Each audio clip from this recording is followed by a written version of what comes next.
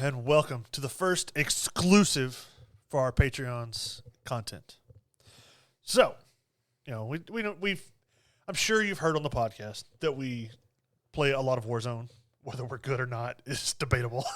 Play occasionally. It's been known to happen. I would say we probably have about 1,000 hours of playtime because I know I have 304. I should be roughly on that. I don't know how many I have. I think the other day you had 295 or 298. You said. Oh, well then that's good. It makes up for my terrible stats because I have least amount of time played. So. But we figure we just kind of go over like what we use, where we like to go, some of our tips that we've learned that helps us.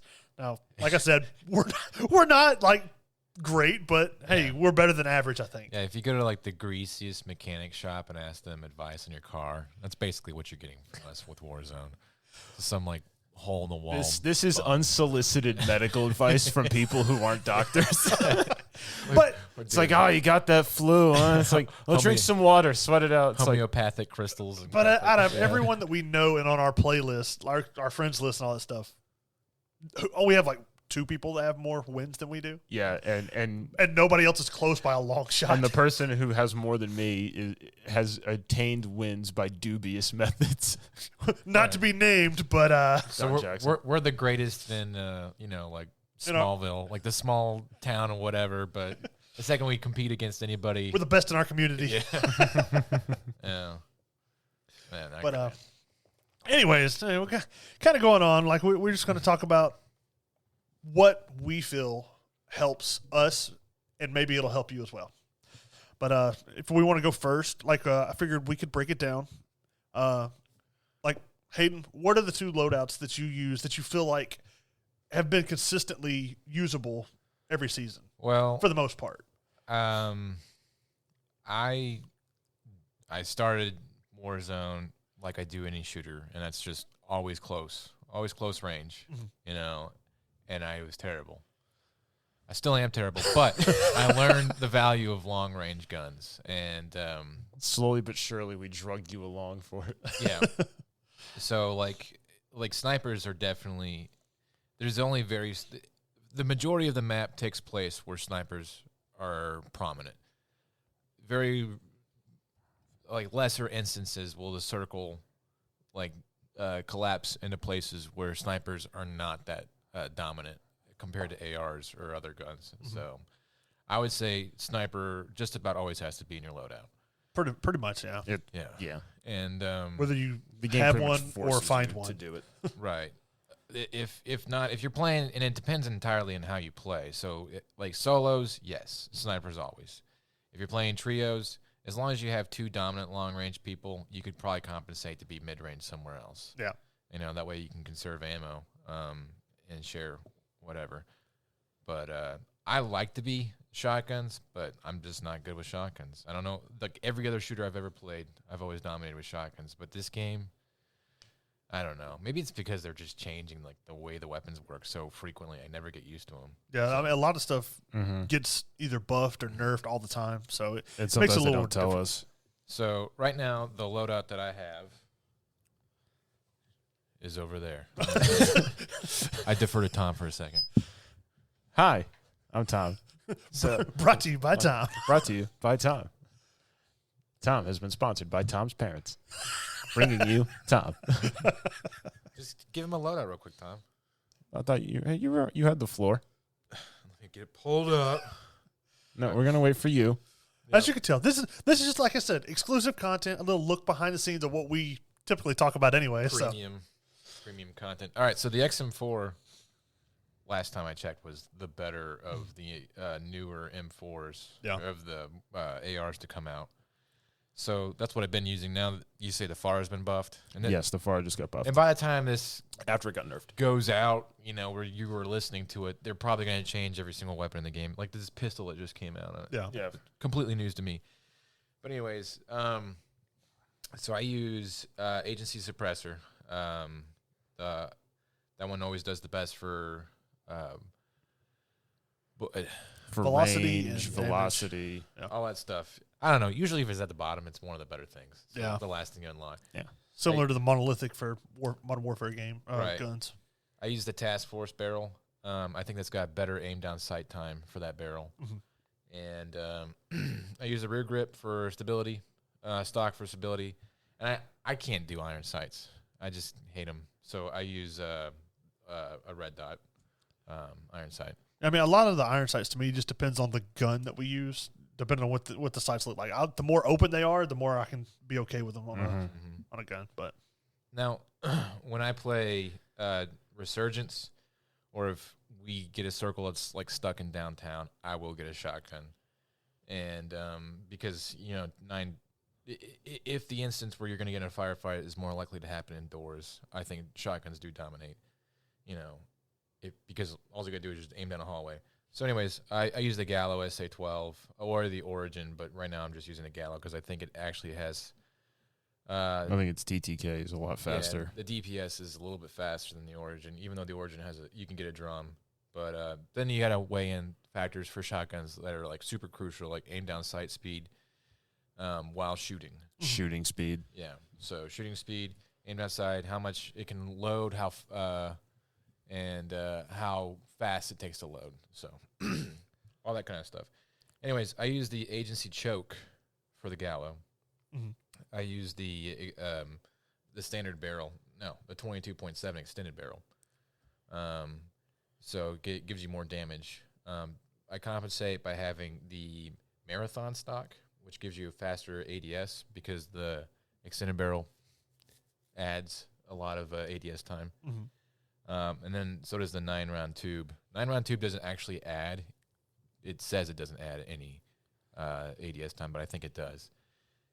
But I use that because like the stock tube is like 4, 5, 6 shells, and not enough. Yeah, with 3 plates, you're gonna spend at least more than half. You have to hit all shots. So and like accurately. Right. And then if you're doing trios or something like that, I feel confident taking down 2 people with a 9-round tube. A whole team though, yeah, I have to depends how close they are right in their face together. Then I use the multiple guys at once. I use the airborne electric grip for the handle, which is better for ADS. Again, shotguns all about ADS. For me, that is. As long as you can start firing and get a pretty decent choke from the hip, and then you can push out to get the more accurate final shots while you're firing down to ADS, which is aim down sight speed. That's the important things for shotguns, in my opinion. So, and then I have a sniper rifle. I use a Kar 98. As do I. I think it is the best sniper rifle in the game. It pretty much is. It's one of the top 2. Yeah, for just anything. The bullet drop is very, predictable. You can kind of just about in any situation pick up a Kar 98 and know where the bullet's going to land within 300 meters. But here's my preferred attachments to it. Monolithic, obviously. It adds bullet velocity, bullet damage. So, the barrel, I use the Singard Custom 27.6. For snipers, I think that if you put in any barrel that takes away from the velocity, the damage, or the range, it's stupid. I think that barrel adds recoil, but you're firing one shot at a time anyway. Right, so it doesn't really matter. Right, Yeah. Snipers shouldn't matter, especially if it's bolt action. So I use the Solo Zero NVG enhanced, which is like that Predator green and yellow sight. Which they've actually improved to where you can see better. It's the most underrated sight in the game. I don't understand why. No, I mean, granted, if they're cold-blooded, they're hard to see, but you can still see them. Yeah, used to if they weren't cold-blooded, you couldn't see them at all. But they've changed it now to where it's almost like looking through night vision goggles. Right. Yeah. And then you have the ones that aren't cold-blooded show up. I mean, I like the fact that you don't show a sniper glint using it, but I don't like that you can't steady aim with it. Right. No. Yeah. Well, you can't you? No. Okay, well. You have to pretty much line up the weapon sway. We'll land on prison, and the people over in port, we can just scan across. If they don't have cold-blooded, we can pick them out right there, and we'll down people with that sight from there. And that's 9 times out of 10, you can be in a position where you can mount, so you don't need to study anyways. Yeah. So, but if you're out in the open. Well, yeah. Yeah. But it doesn't sway very much. No, I mean, you could put the honeycomb stock or whatever it is on it to reduce weapon sway. I do have a lot of stuff. I have the F-Tech Sport, whatever. sport comb. Yeah. Yeah, that's what I use for weapon sway, and then the stapled grip tape. I use that. You don't use the tack laser? No. For ADS time? No, because I'm not in a situation. I think a sniper should be like. You don't want to be in a situation where you're reacting with a sniper rifle. In my brain, I don't want to be in a military mind. Yeah, I'm thinking, if somebody's shooting at me, I'm gonna switch to my other gun and put rounds back to support and to get away. Okay, if I have to be like nail this headshot while being shot at, granted I see people online doing that stuff all the time, but in my head, a sniper rifle should be like, you should only shoot at somebody who doesn't even know you're there. If they do know you're there, you're in a position of advantage where they can't get to you from that range. But that's just me. So those are the 3 guns that I'm using prominently right now. What perks do you typically have with those? I always use the same 3 perks: cold-blooded, ghost, and amped. Okay. Those are the only, because like I said, for the sniper rifle, if somebody's shooting at me and I'm sniping at them, I can quickly switch to my secondary gun with amped and just return. I don't like to be seen. So cold-blooded and ghost, those are the best. They go together. So I don't use high alert or the restock one or any of that stuff. I've always used those 3. But my KD spread speaks for itself. So which is 68. Amazingly, .68. Hayden does better when he doesn't play with us. Yeah, if he He'll does get 9 kills by himself and 2 or 3 with us. I don't know why I do or better none. solos. Yeah. So I don't know what it is. Maybe like sap his power. Particularly I'll go ahead and go over my 2, which is the first one I use is the Growl, which I've used it since it came out, and it's consistently usable. Like they've buffed and nerfed things. Yeah, and it's not as OP as it used to be when it first dropped. Right, but it does still kill pretty quickly as long as you land all your shots. And I'll use like the VLK 3x optic, the monolithic suppressor, the Tempest 26.4 inch barrel, which is like it says Archangel, the Cronin Shark 2 for the grip, and then the 60 round mag. And for the most part, like that it's built mostly for the recoil, so I can just keep it on them, and then I'll pick up whatever other gun as a secondary. But for that, because Tom had seen other people using it and told me about it, I've started using high alert a lot. Now, what sucks is when you're shooting and you see all the edges of your screen light up, and you're like, I'm in danger. everybody sees you. Yeah, I don't even want to know if people are seeing me. But I want it to be a surprise when I get shot in the head. That's right. I had listened to some people online a couple of times and talking about when you're going to use perks, try to use something that you can use that's beneficial all the time. Which stuff like high alert, ghost, amped, those are beneficial in all scenarios. I do use like cold-blooded on my sniping class, but I've gotten to where like for the Growl, I use the kill chain. So any box I open, I have I think it's like a 25 or 30% more chance of getting a kill streak just for free. So I've started using that. Sometimes you'll get UAV clusters or precisions. And then for my other loadout is a Car 98, like Hayden's. I use a Solo Zero for the thermal vision, the monolithic suppressor, the SendGuard custom 27.6 inch barrel.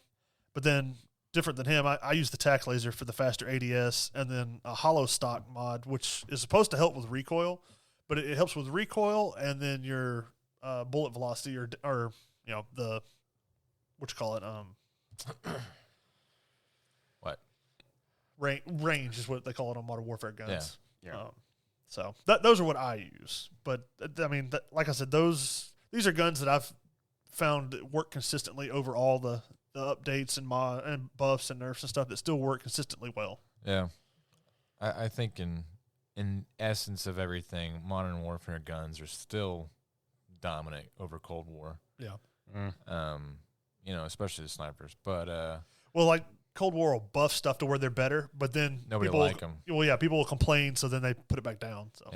But I mean, honestly, like, I don't know. I think adding more guns to the game isn't the answer because how many different versions of exactly the same gun are you going to have? Well, like you have the AUG that's a tack rifle, and then you have the AUG that's a submachine gun. Yeah. But you can make it an assault rifle if you unlock the 5.56 rounds. Yeah.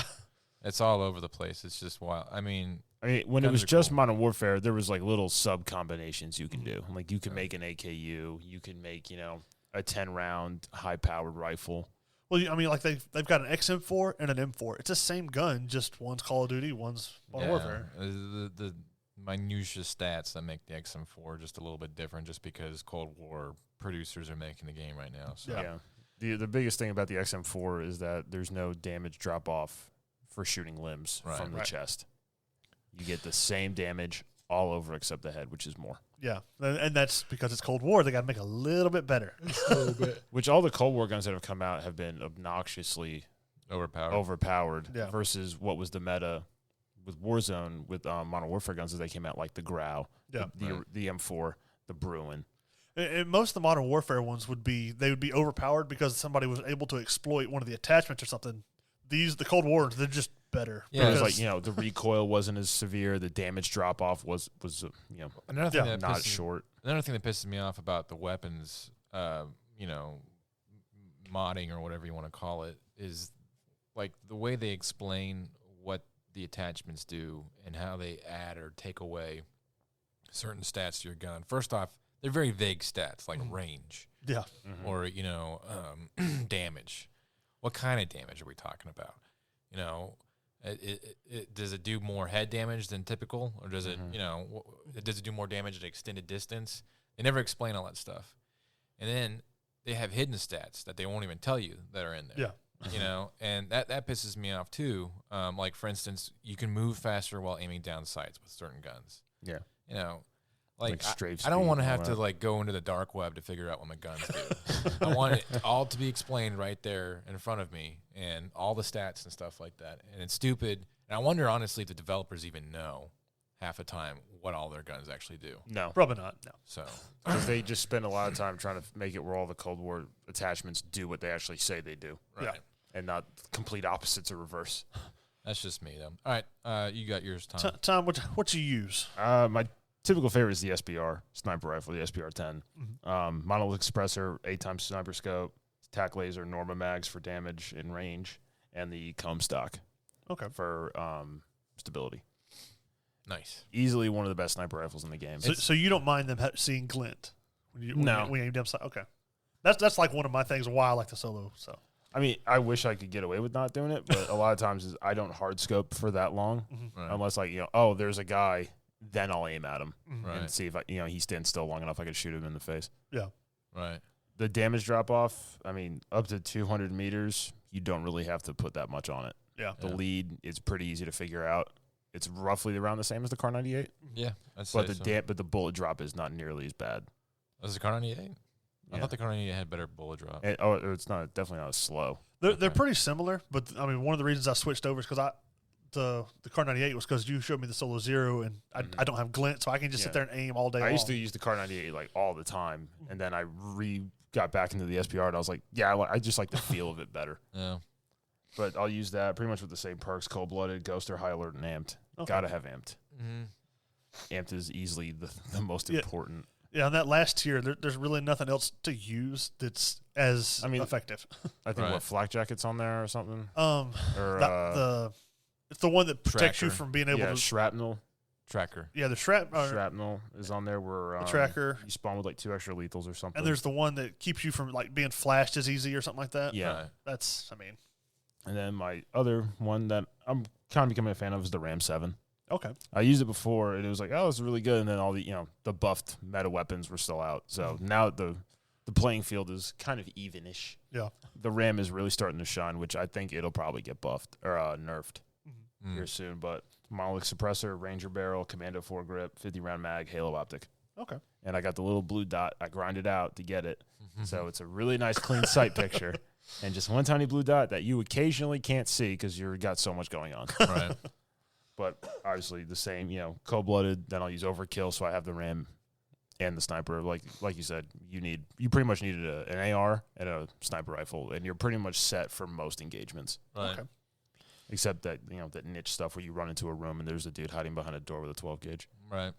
All right. Well, when this gets posted, I'll get the loadouts and stuff from Tom and Hayden, and I'll write them in and load them. They'll be below the in the comments, or not the comments, the article below the I'll listening send you portion. my pictures. All right. There you go. All right. Your favorite landing spots. Prison. We can all pretty much unanimously agree. I'd say that If prison's in the circle, we're going there. yeah, I'd say that prison. We've won more games having to do with prison than Yeah. not. We've won more first contact battles as soon as you drop in. Yeah, there was a At time prison. where like we couldn't be beaten in prison. Like we would take it, we would own it, and we would just sit there as long as possible. Until we were forced out. They've changed a little bit of the layout where. I mean, it still is very much a formidable place. I don't mind there being an extra ladder and these zip lines and stuff like that but as long as you can keep those 4 towers on top. Yeah, the main There's really section. no counter Right. to the 4 towers. Unless you parachute in or helicopter. And it's Yeah. it's honestly it's like psychologically nice because you There's go one way up. you loot, you do all this craziness, and you get to the top, and it's like, okay, I can just wait here for a minute. And you just pick off teams as they try to come in. Right. I mean, yeah, we'll put like a Claymore or a Betty on the ladder, and then we'll just pick off people. And if we don't have that, I'm more than happy to let Tom and Hayden pick off people, and I'll just watch the ladder. I don't care. Right. Yeah. But it's very high loot. Very. It has. I would say the preferred guns for it are probably ARs and snipers because snipers you can pick off people from the high point when you're ratting around in the rooms and stuff below. You're gonna want Either an AR or a really good SMG. yeah. And then both the buy stations appear out in the open. So if you're up on any of the towers, they're you can watch them They're both. easy pickings. yeah. Which is another reason why prison's so good is that typically there's 1 or 2 buy stations you can go to. Right. There's always a helicopter. Yeah, always a helicopter. I mean, I remember one game I was playing. I don't know if I was playing with Tom. I know Hayden was in there, but I was like, there was people up on the top 4 towers, and I was just sitting underneath. Well, their loadout, I think somebody went out and bought it and then threw it down. Well, then I downed that guy, and the loadout's just sitting out there. So I just sat at the bottom of those 4 towers on like the edge of the the prison. And I was like, his buddy's going to come down and try and save him. So I just sat there and waited until like this guy finally parachuted down. As soon as he landed, I was like, pow! Killed them both. Yeah. I just like I like prison just because It's a dynamic environment Yeah. just because even if you're trying to assault the prison, there's multiple ways you can get in. You can go across the bridge, which is pretty much a death sentence. You can go through the bottom. There's 2 zip lines to go up. There's a zip line on there's the 3. bridge. Yeah, I think there's 3. Yeah. There's 2 outside zip lines that'll take you, one to the almost, the top ring level, and then the other one will take you to the ground level. Honestly, like the thing that people do is they assault the prison, and that's like the dumbest way to do it. Yeah. Take the zip lines, take the bridge, go through the bottom, and wait for them to kill you when you get to the top, kind of thing. The best thing if you really want to take the prison is to run away, And when the zone collapses and they have to parachute off, shoot them out of the sky. or get in a helicopter and just come back up high where they can't. I mean, your chances are just slightly better, but it's still somewhat better than waiting to be shot in the face when you climb up a ladder or something like that.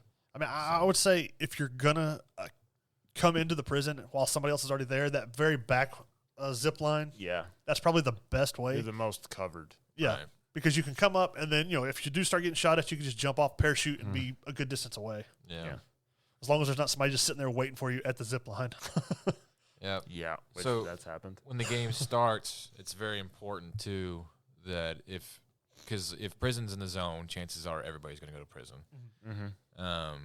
So it's important that one person on the team gets the helicopter. Yes. That's something we've learned. That's always dictated. Like, who's going for the helicopter? Yeah. It's like, I'm not. All right, I will. So, and like honestly, because when everybody's trying to kill each other with pistols, the man with the helicopter is king. So, because he just mows everybody down. Yeah. So, that's important. And then you land it in an inconspicuous place as best as you can. Yeah. Hopefully, rig it with something explode because that gulag guy is going to come back and take it. Barreling in, and then, Tom put a C4 in the cockpit 4 minutes ago. Yeah. There he goes. Bow. I remember that first time we were like, oh, he's getting the helicopter, get ready to shoot it. And you're like, no, watch this. He was like, "Oh man." Oh no, he's got the copter. All right, so we like prison. The one other place that I can think of that we land all the time. TV station. TV station. Yeah. It's kind of It's more geographically desirable, but it's not as easy to defend as prison. since the 1980s update or whatever you want to call it, the Cold War. They put that back ladder. They put that, the array. There's so many. You're in a basin. There's so many places where people are looking down at you. TV station used to be high up with one way up, you know, and now it's. I mean, people could see you from the ridge, but that was it. And there was places where you could get down behind stuff to where they couldn't. Right now, you can be surrounded at all times. It's. Yeah. I mean, it still is an okay place to go to If prison's not in the circle. but if you're being harassed too much, the best thing to do is just to jump inside and stink off. I mean, the one theme that we keep, no matter where we go, we always try to just take the high ground. Like, if there's a roof that you can be on, that's what we're going to take. We went to the Obi-Wan School of Warzone. Right. There's that ridge line over by, was it Salt Mine or Quarry or whatever it's called? That high up point. We've won a couple games over there. Yeah. So. It's got like the little fire tower where the truck's normally parked. Yeah. We don't typically land there. No, but we usually end up there. It's a good spot to go to because, if the circle ends up there, you have the high ground. They're going to die out from the smoke. Yeah, because they can't come up if they're not in the right spot. So. And basically, you just head glitch them and shoot them all down, and then go to the next tier if it's forcing you down, and just work your way down. And then B, if you're already up there, people who are trying to get up there because they also want the high ground, they're worried about people shooting them from the back, from the quarry or the town or whatever that's around them. And then, us that's already got the spot. So, yeah. Now, do you like if you're playing solos? Do y'all have a specific spot you like to go to besides those? Anywhere where I'm not being shot at. I'm different. I like to jump in and go crazy, like from the get go in solos. Okay. So I will land smack dab in train station or superstore or someplace, and then that's where I'll rack up 4 or 5 kills right from the beginning. Kill everybody, then spend 20 minutes, about to crap yourself and hiding. Right. As you slowly work your way in and every noise scares you. Warzone starts out in solos as action, big time, horror, panic, it is regret. Because, I'd say, in the first 5 minutes, 50 people die. Yeah. And so once that's done, the map is so big and spread out. Everybody's so spread thin. You go 10 minutes before you see anybody. Yeah. Then they'll scare the crap out of you. I always like landing, if I'm playing by myself, is in the little southwest corner, completely away from TV station and prison. But it's like the Promenade East and what used to be construction and like the little bunker that's now like a farming kind of town. Yeah. Yeah. I like landing in kind of in that area when I'm playing by myself, just because it's a little more spread out, but there's enough buildings and cover to to go from thing to thing. Right. But so. What are the tips that you have learned that help you specifically? Be good. Well, I know, as a group, we kind of came up with a motto of "when in doubt, write it out." So when the circle's closing, we just run right. As long as there's not a team. We always know what each one person's going to do. We're going to go right, and we're going to hope for the best. And we just try to make quick decisions, because we don't want the other team to move in there and then us run into the team. So, which I'd say is easily a tip. And that's positioning. Yeah. And as soon as you can see where it's going to go, get there before everybody else does. Yeah. Well, otherwise you're going to have an infinitely harder time. In the PUBG days, I used to think that you needed to land outside the circle and stay away from all the chaos as long as possible. Because, the longer you live, that's closer to victory you are. Okay.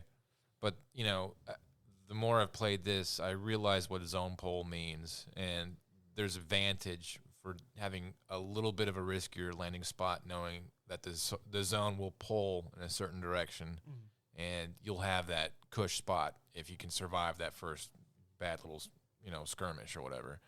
So, so you got to pick and choose your battles. Do I want to land in the circle right here, knowing that we have to fight 6 people, right?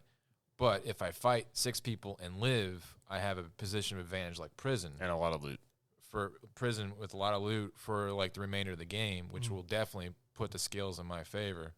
or do I want to land somewhere outside and just have to scrounge and fight with trash guns to get to wherever I need to go? Mhm. Yeah. So, pick and choose your battles. Like we talked about, we always try to keep the high ground just because you have the advantage of the other team can't look down on top of you when you're not paying attention. But one thing I personally do is I am all about discretion and concealment. I don't necessarily have to have cover. I just want to be concealed. If you are a camper, Mitch is the person to play with.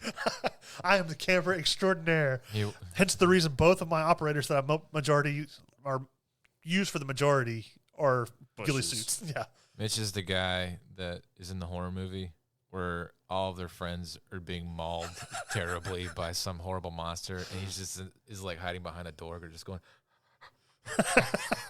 It's like, I could help, but I might get hurt. It's like holding his breath, just trying not to scream. Look, the objective is to be alive. I'm just trying to keep our team alive. Mitch, help, Mitch. There's been a lot of Mitch. I'm cutting my losses. You're too far gone. I'm sorry. Many a time, me and Hayden have busted into a house, downed and like killed like an entire team, and like both of us are down and like don't have selves. So it's just like, Mitch, come revive us. We got everybody. No, I can't. It's too far gone. It's like, Mitch, you're outside. Get in the house. And he's like, no, I can't help you. The zone's coming. It's like, all right. I still remember the one we were at hospital, and me and you, Hayden, all three of us were died. Hayden was still dead, and you dropped in to grab your loot or your the loadout, and I had just come back. And as soon as you landed, you were like, "No, there's people here! Don't do it!" And then like somebody else, I guess, kills all of them, and you were down, and I was floating. I was like, "Yeah, you flew right over me." It was just like, "There's nothing I can do." Sounds coming. You're dying. Sorry. I mean, granted, when I got to where I landed, I thought I was like, I probably could have made that, but it was too late. Yeah, you could have. Yeah. That's what it's like playing with Kept the you up at night, didn't it, Mitch? I felt bad afterwards, but during the time, I was like, "Nope, you're on your own." This is what I deal with people. And I guess I was saying like tips, I guess, that are more akin to one person, but how we all play together. But typically that's all we do. So yeah, I would say like if as a team, 1 out of 3 of you should probably have a heartbeat at least for some of the game, because there's perks to hide from it, but it's pretty beneficial. A lot of people use it though. Like use what?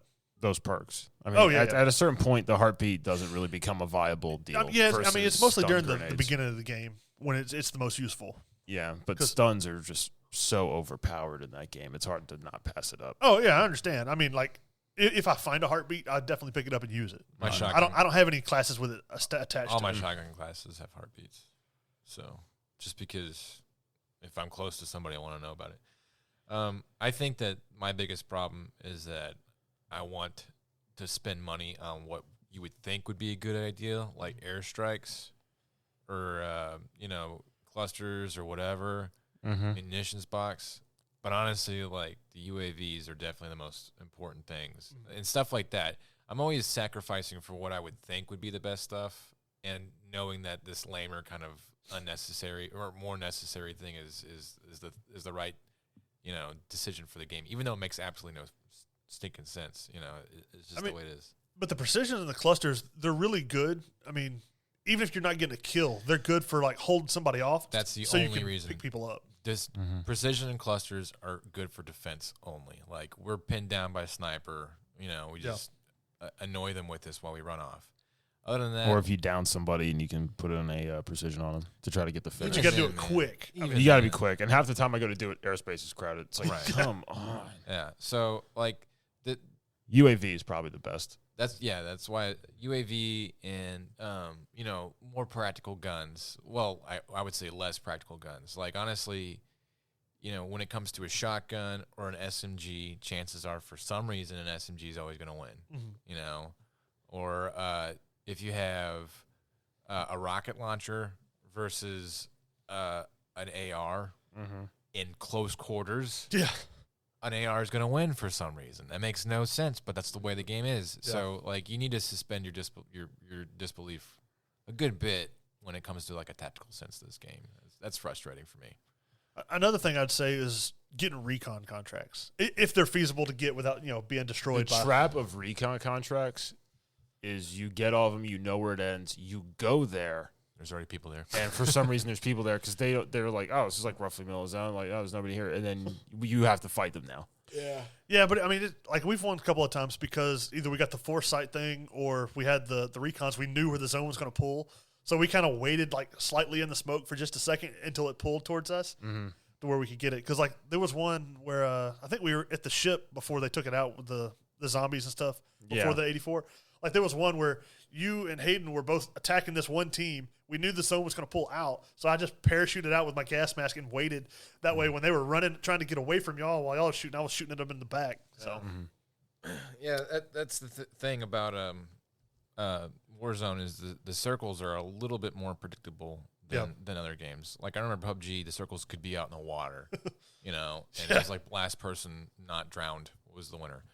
Well, like PUBG, like you'd have a big circle, and then the circle would completely just change to the other side of the map. Yeah. And then it would like switch back to the other. So at least this one kind of consistently lowers in on itself, which is good and bad because there's still some places where you can get killed by the circle and there's nothing you can do about it. But for the most part, like it's not as bad as PUBG was. However, the other side of that is that there will always be people, especially the experienced players, who know, oh, the circle's ending on this cliff ridge. I better get to the high point. Yeah. So you just get killed by the. I think we get killed by the circle just as much as we do players. Yeah. So we get killed when we get gypped by the circle.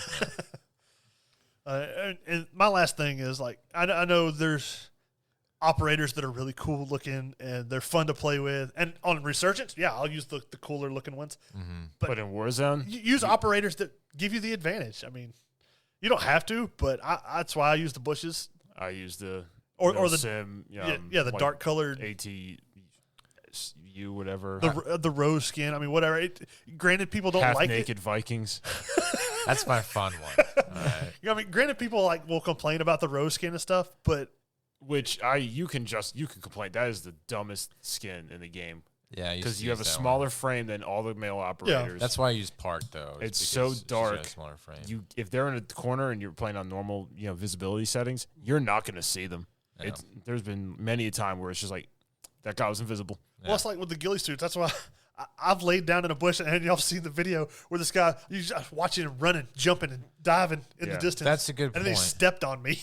Why do you think people can, gripe and moan about Rook blending into darkness when there's ghillie suit people that blend in perfectly normal into foliage and stuff like that? So, like, why is that any different? It's because the rose skin blends into foliage. If it's shaded or shadowed, all you gotta do is lay there, and nobody's gonna see you unless they're like walk right up on you and see it. As long as it doesn't physically make them invisible, like like you just couldn't see them even if you got close, I'm okay with it. I mean, I understand, it's a dark skin, it's hard to see, but in most environments, it's like inside the house-to-house fighting, the rose skin dominates. Yeah, stand in a shadowy corner, no one will see you. I like Park right now because she's the smaller of the operators, and she's got a brown and green uniform or whatever that she wears. Blends in pretty well. And like maybe it's just me, but like let's see, what was his name? My operator with the ghillie suit, the Grinch with Night Fang. I mean, he's basically it's just a big ghillie suit, and his mask is just like this kind of kabuki looking demon looking thing, but it's all brown. So he has no discernible features, like nothing that would stick out. So I mean, I can be standing in a bush, like in the TV station.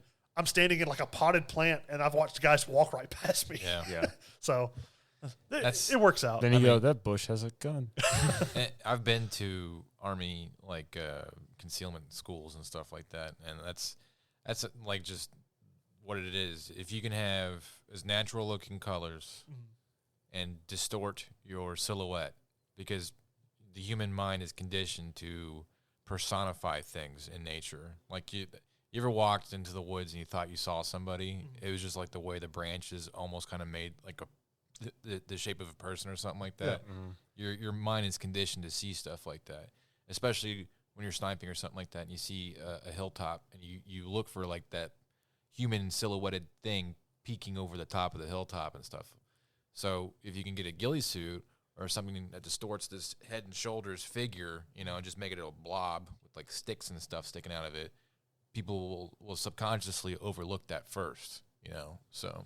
Well, that like I was wearing the other ghost guy that has the ghillie suit the other night when we were all playing, and I was laying just in a bunch of flowers, and I just slowly crawled up to the guy.